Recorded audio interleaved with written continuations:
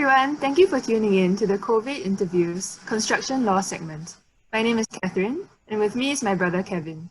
Today we've invited Mr. Christopher Chuah to share some thoughts with us. Welcome, Mr. Chuah. We are very happy to have you with us this evening. Thank you for inviting me to participate in this session. Hope I can be of some assistance. So allow me to briefly introduce you to our viewers. Mr. Chuah is a partner at WongPartnership, where he heads its infrastructure, construction and engineering practice, as well as its international arbitration, China and Myanmar practices. With decades of practice under his belt, Mr. Chuah's extensive experience in both litigation and arbitration has earned him the appointment of the Senior Accredited Specialist in Building and Construction Law by the SAL. A leading light in construction law, Mr. Chuah has helmed several landmark cases and authored a number of books on the subject. He also shares his wisdom and expertise with students like ourselves as an adjunct associate professor in construction law at NUS Law. So I'm sure today his depth and breadth of experience will lend special insight to his perspectives on the pandemic and its novel impact on construction law. Mr. Chuah, would you like to go through with our viewers the two issues that we will be covering today? Yes, certainly. The first issue that I think we will touch on will be the relationship between the COTMA and the existing contract forms that are currently in use in the building industry. And in particular, to consider how the Act sort of dovetails or fits in with the rights given under contract to claim for extension of time and for prolongation losses. So then for the second issue, I will be looking at how COTMA has affected or influenced or impacted adjudication proceedings under the Security for Payment Act. Okay, fantastic. Thank you so much. Let's begin with the first issue. Sure. I think we can start by discussing how parties plan to deal with pandemic situations before COTMA was implemented. So the parties have any provisions in a contract for these kinds of situations? Yes. Now, most parties would usually provide for what we call extension of time clauses in their construction contracts to deal with situations which may occur in the course of the project that may materially affect their ability to complete the works on time. And one common ground that's found in most typical construction contracts will be a ground known as force majeure. Now, this term, force majeure, has in fact been considered by our courts. Some of you here may recall that some years back, there was the Indonesian Sandan, which also affected the ability of ready-mix suppliers to supply ready-mix concrete for construction projects in Singapore. And this issue has occurred in a number of cases, including some court of appeal decisions. And it was considered by the courts to be an event which was beyond the control of the parties in question and materially affected their obligations under their supply contracts and or construction contracts. Now, of course, for COTMA, for the COVID-19 situation, this is something that's totally unprecedented. Unfortunately, many of the current construction contracts do not expressly deal with things like pandemics or epidemics.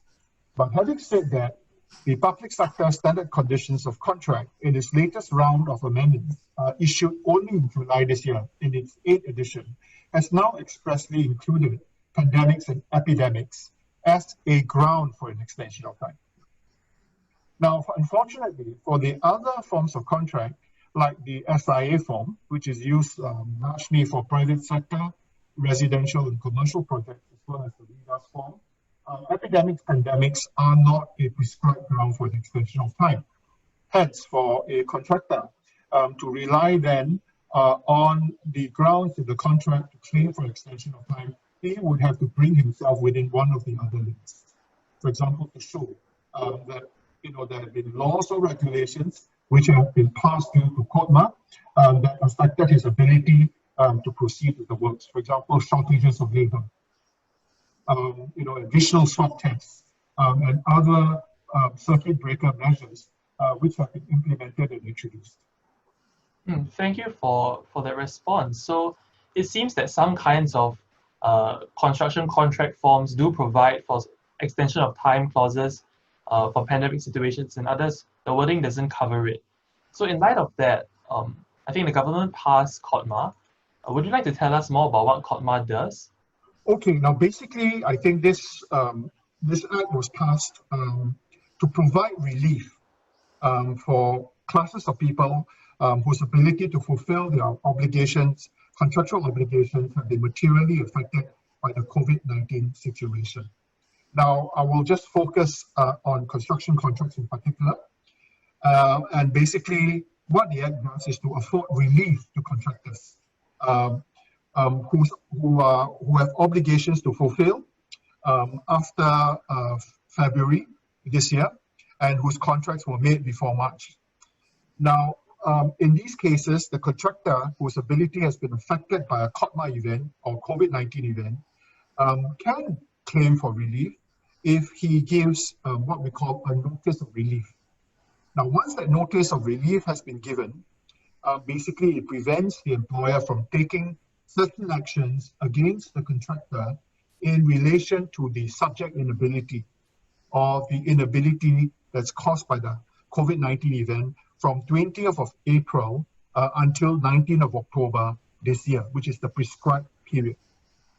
So the purpose is basically to give contractors breathing space to deal with the COVID-19 fallout. Now, of course, it is open to the employers or the counterparty to dispute whether or not the subject inability is really caused or materially caused by a COVID-19 situation. Now, in the event that the matter is disputed, it will then go before an assessor appointed under the Act, who will then make an assessment or determination as to whether or not the contractor's inability had in fact been materially caused by a COVID-19 event. So that broadly is the framework of the COTMA legislation. So it seems to be that COTMA applies to contracts that for which the wording did not specifically deal with pandemic situations, or even contracts which expressly say that in pandemic situations there shall be no extension of time. COTMA still applies to these contracts. Yes, it does. And in the context of time, basically what it provides is that for the period in question, which is affected by the COVID-19 situation, the delay cost will be disregarded in computing, any liability for liquidated damages. So effectively, liquidated damages will not be imposed on the contractor for the prescribed period in question. You did mention that in order to make use of COTMA, contractors have to file a notice with the employer. So what happens if, say, a proceeding is brought to the court before such notice has been filed? Okay, this is a bit tricky. In relation to calls on performance bonds, which is also one of the matters covered under the Act,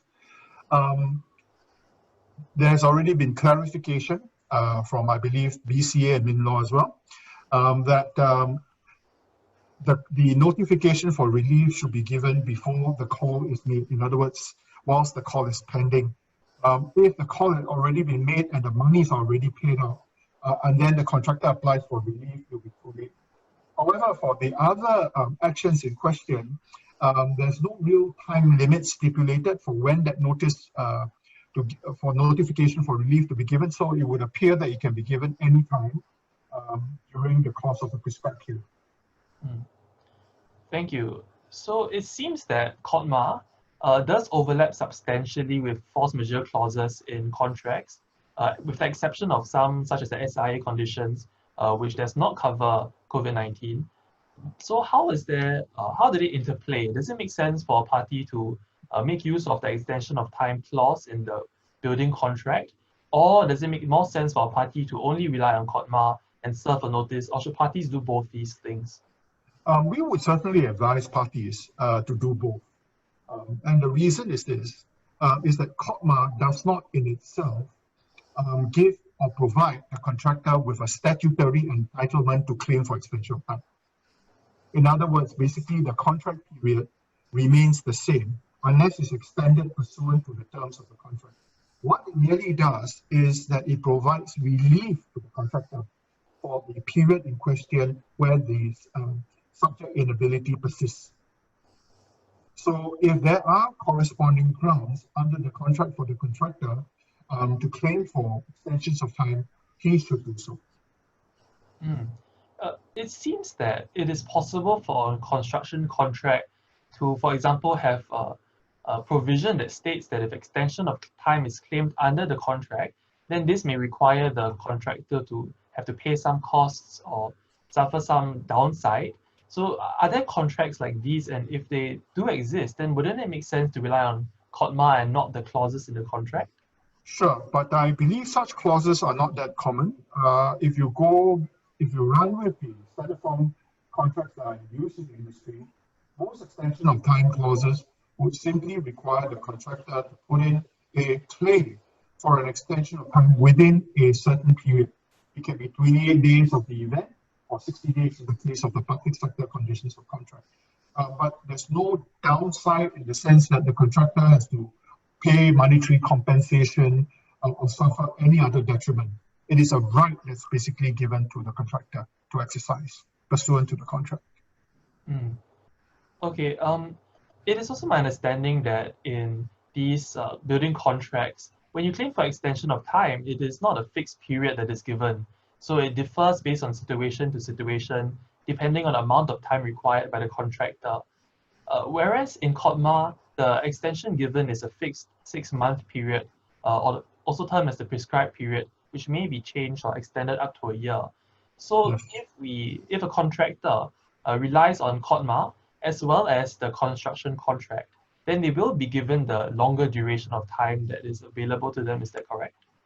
Again, like I said, to understand how they interplay with each other, the Act, I repeat, does not give the contractor statutory entitlement to an extension of time. The contract period remains the same. It merely means that for the prescribed period where the subject inability persists, as determined by, say, the assessor, if it's disputed, the contractor is not exposed, or you cannot impose liquidated damages on him. But then you see, once the prescribed period ceases, the normal obligations under the contract resume, and the contractor continues to be exposed. So if the contractor works, for example, had been affected by COVID-19 and it has a knock-on effect on his other activities, then it obviously makes sense for the contractor to then put in a claim for extension of time where it's available under the contract, so that the contract period itself can be extended accordingly. Okay, thank you for your responses on this issue. Are there any other interrelationships between COTMA and these contract forms that you would like to highlight? The other point perhaps is this issue that's often asked about whether COTMA also gives the contractor a right to claim for prolongation losses, or losses and expenses that the contractor may suffer as a result of delay to his work due to COVID-19. Now, I'm afraid the answer to that question is no. It doesn't. And under standard form contracts, unless the contracts have been specifically amended to provide for such claims, I'm afraid such claims also would not be permitted. And the reason is this, is that generally speaking, liability for monetary compensation for prolongation losses or disruption would arise only if it occurred due to the fault of the other party. In other words, it's a fault, it must be a fault-based event. If it's a neutral event like inclement weather or a pandemic, which is nobody's fault, then you may get extension of time, but unfortunately not the monetary compensation associated. Mr. Chuah, can I ask, sorry Kevin, can I ask additionally, are the reliefs under COTMA divisible in the sense that to qualify for COTMA, one needs to have been materially affected by COVID. But let's say some of the damages were caused by COVID and some damages were not. Is it possible to make a distinction between the two and still be able to claim for damages? Okay, that's a very, very good question. In fact, it's one of the questions that a number of people have raised. Now, and it's not an easy question to answer because if you look at the Act itself and what the assessor can do, the assessor is not in a position to actually do an apportionment. He only makes an assessment of whether or not it is the subject inability is materially caused by a COVID event. Now, as to the quantum, as to the consequences, as to any apportionment, that unfortunately would have to be either agreed between the parties or failing agreement, it would have to be referred to the normal dispute resolution mechanisms which are available. And by this, you are referring to the adjudication or adjudication proceedings. Okay, interesting. Yes. So perhaps if we had completed issue 1, we could move on to issue 2. So thus far, we have talked about in-progress construction projects and legal options open to contractors to seek relief from COVID-19. So let's shift the focus of the discussion now to contracts where construction obligations have already been fulfilled and now payments are due. Yes. I understand that before COTMA was introduced, the construction industry has been long governed by the Security of Payment Act for the building and construction industry. So could you give us maybe a brief introduction of the Security of Payment Act and what it does? Sure. I'm happy to do so. The Security of Payment legislation is actually a very significant piece of legislation as far as the construction industry is concerned. And what happened was this basically was initiated by the government, sometime before 2005, when there was a spate of collapses and insolvencies afflicting some of the construction players in the industry due to problems faced with cash flow. And accordingly, delegations were sent out to study similar legislation in other countries where the contractor's right to payment for work done was secured or protected. And ultimately, Singapore settled on a model that is taken from the New South Wales Security for Payment legislation. And our own legislation was implemented in April 2005.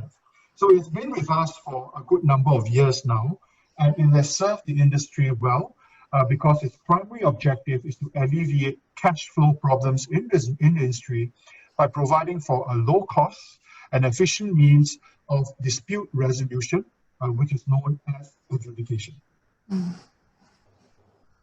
And how the adjudication process briefly works is very simple and straightforward.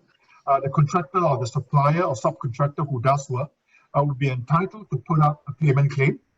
If the other side disputes it, then he would put in a payment response.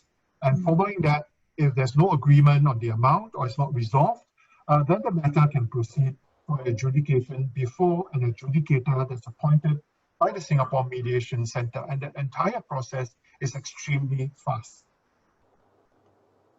So in the context of COTMA and this Security of Payment Act, how does COTMA fit in with the existing means of adjudication provided by the Sure. You will see that certain classes of actions or steps to be taken are prohibited, where it's demonstrated that the subject inability is due to a COVID-19 event. However, adjudication proceedings are not caught by COTMA. So during this period, contractor suppliers, subcontractors are still at liberty to pursue their claims for work done through adjudication under the Security for Payment Act. I think the only caveat is enforcement of these adjudication proceedings, which is caught by the COTMA legislation. I see. Perhaps the reason for this, the fact that the adjudication proceedings can only be enforced after the prescribed period, would I be right to say that the reason for this is to prevent accumulation or backlog of cases, and it's purely administrative? No, again, like I said, it's subject to the other party obviously invoking relief under the Act. We have seen cases where the matter has gone for adjudication. The contractor or the subcontractor has succeeded in getting a determination in his favor, and the employer or the counterparty on the other side honors the determination and still pays up during this period. And then, of course, we have also seen instances of parties who have been subject to an adverse determination and who then correspondingly or who then subsequently invoked relief under the Act. And then the matter would have to be sent off to an assessor to make the appropriate determination as to whether the inability to pay is affected by the Act and so on, by the COVID-19 event and so forth. So it does seem that in cases where the employer does not want to pay up and enforcement proceedings cannot be brought, the payment can only be done at the end of the prescribed period. Was this the intention of the Act? I suppose it is, bearing in mind that the ability to pay or to honor payment may also be caused or materially affected by a COVID-19 situation. So I think it recognizes that.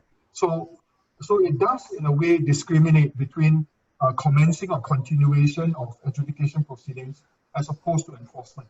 But in the meantime, the contractor can still take steps to prosecute his claim to adjudication, and he can still have, or he can still secure an adjudication determination in his favor, which he can then subsequently enforce.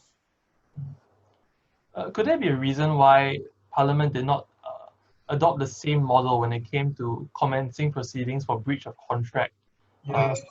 Why not allow proceedings but not allow enforcement proceedings?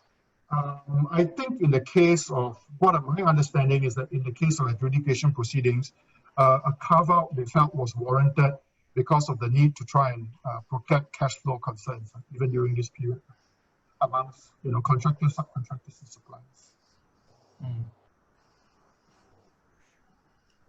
Okay, so for instance, in the hypothetical scenario where a contractor qualifies for the 6-month relief period provided by COTMA, would the employer also enjoy equivalent relief from its payment obligations? No, I wouldn't say that automatically applies, because again, the underlying strand is whether the employer in question can demonstrate that his own inability to fulfill his obligations under the contract is materially affected by the COVID-19 situation. Although, wouldn't it be true that most of the time these payment obligations are conditioned precedent on the fulfillment of the works in the first place, which means that if an extension of time is granted, then payment obligations will not arise until the works have actually been completed down the road? No, but in construction contracts, the way payments are structured is that works are not paid only when they are completed, but they are paid progressively as and when the works progress, and that's why they are called progress payments. I think it will be extremely onerous for contractors only to be paid when the entire works are completed, because effectively they would then be forced to finance the work themselves. I think perhaps what Kevin might have been referring to is whether the progress payments are due if the stipulated work done for that progress payment has not been completed due to COVID-19. Okay, if it's not been completed, then you pay for the work that's been completed. In other words, the way it works is that you pay for actual work done. Okay. Yeah, so I mean, and that would go into your progress claim, which you submit usually to the consultant or the employer for his verification. And if it's verified or if there's a dispute, then you can refer that to adjudication, and the adjudicator will then be at liberty or have the power to determine or make an assessment of what the valuation should be. I see. And by extension, this also affects whether the employer is liable under the Security of Payment Act. Yes, because it provides that the determination has temporary binding effect. It binds both the employer as well as the contractor. And if the employer does not honor it, there are a number of remedies available to the contractor. For example, he can stop work or suspend work. If he has a lien, he can go back to the site to remove unfixed materials. And of course, he can go to court and apply to enforce it, as if it was a judgment of the court. I see. Okay, that's quite interesting. Yes, it is. Related to our next question. Because both the Security of Payment Act as well as COTMA seem to have a focus on protecting suppliers and contractors and extend fewer benefits to employers. So would this observation be justified in your opinion? And if so, would it hinder COTMA's attempt to achieve an equitable outcome between the parties? Well, I mean, again, some people would say that the entire act itself, and if you examine the rationale behind the act, it is to protect cash flow. It is to protect contractors, suppliers, and subcontractors who have done work. That's the starting point. Meaning that if work is done or materials are supplied, then payment obligations should be honored. So in that sense, cash flow is protected. So to that extent, yes, its objective is to protect that class of persons rather than the employers. I see.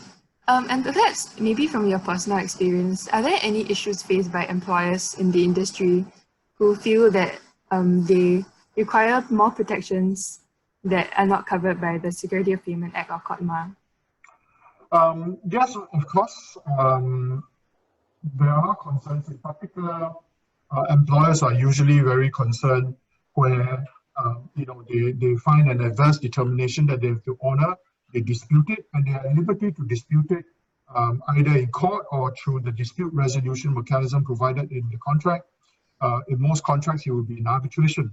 And the underlying concern would always be, or usually be, that if they succeed ultimately in the arbitration or in court proceedings, they might not be able to recover any monies that have been paid out pursuant to an adjudication determination. Now, in order to balance this, the courts have got a wide discretion to stay execution of any adjudication determination if an employer can lead cogent evidence to show that there are very real prospects of their inability to recover these monies should they ultimately be successful in the arbitration. On the topic of the effects of COTMA on employers versus contractors, it's true that COTMA applies both ways, right? Like employers too, if they have issues with payment due to Yes.